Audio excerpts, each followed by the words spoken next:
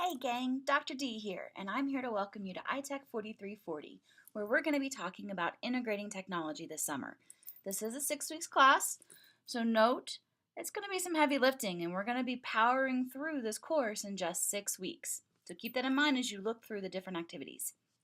I want to take a moment to use this course overview as a way to welcome you to the class and help those of you who aren't quite as familiar with the way that I teach adjust to my strategies and methods, which I do hope that when we work through this class, you'll do kind of a personal meta-analysis of the different processes, steps, phases in these processes, and see if you can figure out or reverse engineer the processes that I applied when designing this class for you. Kind of a little meta project for you. So this class is made up of students from across the University of Wyoming and some students who aren't even necessarily in a specific degree program. We do have ITEC students and we have non-ITEC students. So make sure that you reach out and connect with everyone as you learn about your context and where you're working. Something that I've done differently this summer is to divide you into two groups. There's a K-12 group and there's a higher education industry group. And that's so that you can work with a group of similar people who are in similar contexts. You'll notice that the text is very K-12 heavy in the way that the scenarios are built and even the way that the lesson plans are used. For those of you who are in higher ed and industry, which are roughly half the class, I want you to think about how you can adapt these strategies for your context. I know that they won't work as a one-to-one, but that's why as you work through the weekly activities, you'll see that I have separated out what you're doing. So the K-12 folks will have separate activities to work through and look at than the higher ed and industry folks. When you're doing your group discussions, you'll be discussing in those groups. So jump on in, take a look at the discussion prompts throughout this summer term, take a look at the course list, and think about where you are now in your context and where you want to be. Because if I've placed you into a group that doesn't match with what you want to work on, let me know. I'll move you to the other group. I do want to keep the groups kind of even if we can, but the more important rule is that it's applicable to you and that you can apply and practice for the context you want to be in. So keep that in mind as you work through everything. So the text for this class is written by a couple of friends of mine that I adore, and they've done a great job over the years, I think, of updating instructional technology and media for learning. Like I mentioned, it is very K-12 heavy, but having worked in industry training, I find that it's the same process. I'm using the same questions to justify whether or not this content is relevant, this media is relevant. So that's why I do use this particular textbook.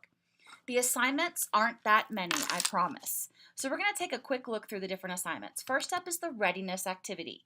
That is a short quiz. Well, I say short, it's about 25 questions. It's to help you figure out how to navigate the class. How do I lay things out and where do I put everything? Because every instructor is different. It's only worth 5 points. It's not a huge part of your grade, but it does give you the ability to poke around as you're getting your feet wet, so to speak.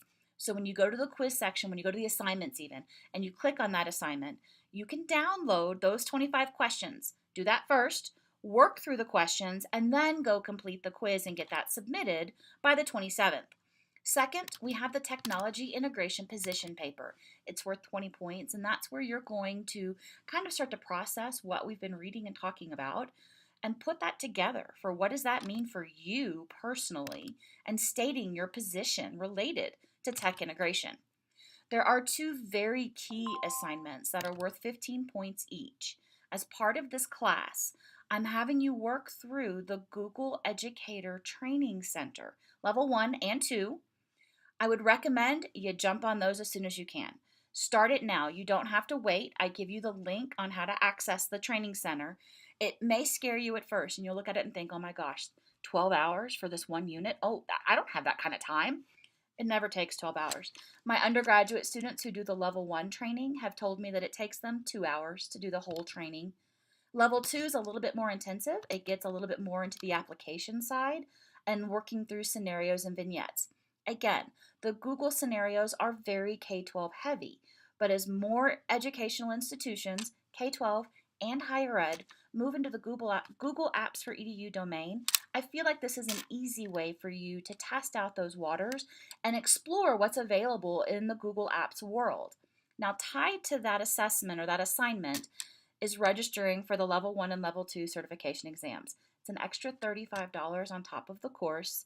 I'm just looking for you to provide proof to me that you've registered for the test because I want you to get something more out of this class. Can you apply what we've done? Yes. Well, guess what? If you also have those certifications on your resume, that helps you out a little bit more in a different way. So start working on those as soon as possible. Next up is that final activity for the class, the instructional unit, and that's where you're putting it all together. You're building out a lesson or a unit or a course for your context.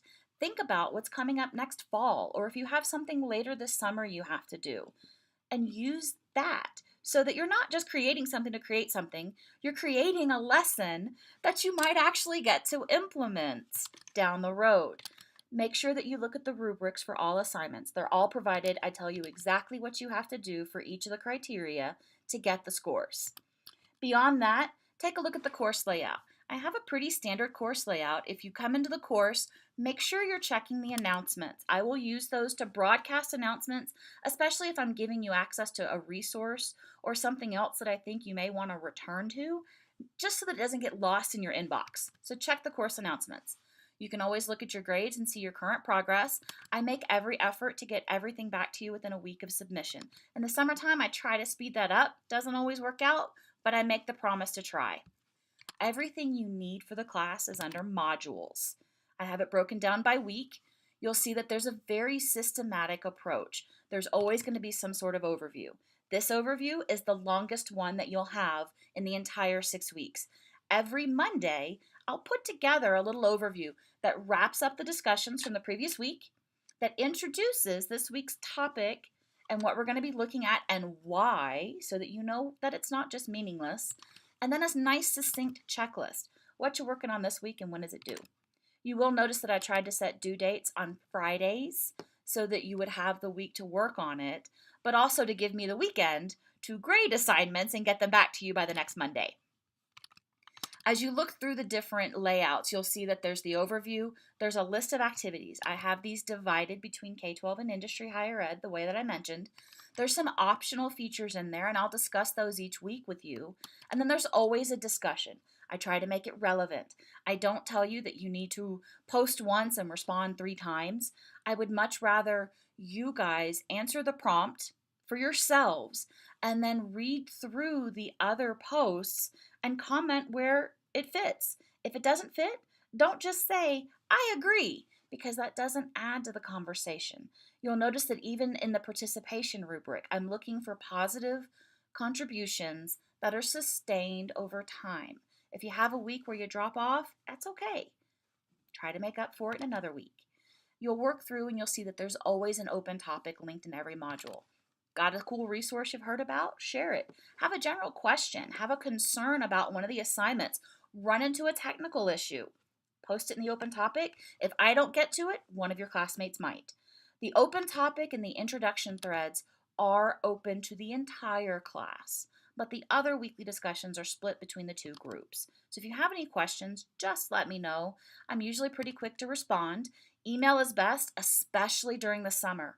I have a pretty busy summer. In fact, this weekend I leave for the Jackson Maker Fair, and then in about 2 weeks or so, 3 weeks, we have the Wyoming Google Apps Summit up in Riverton, and then later in June, I have possibly the National Maker Fair and the ITEC conference down in Denver, so it's going to be pretty busy around here.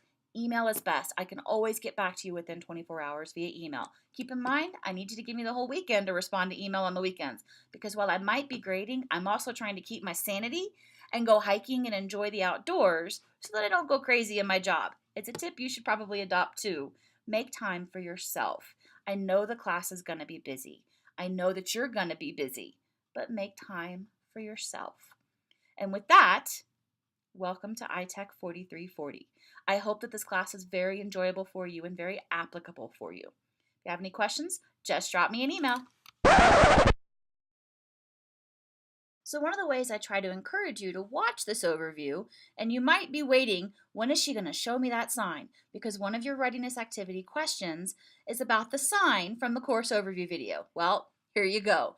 This sign actually hangs outside my office on the third floor of the education building here on campus, and it sits right above the water fountain. It has cracked me up for years, and I'm so happy because I finally found a way to use it in one of my classes. So make sure you check off this option when you're submitting the quiz.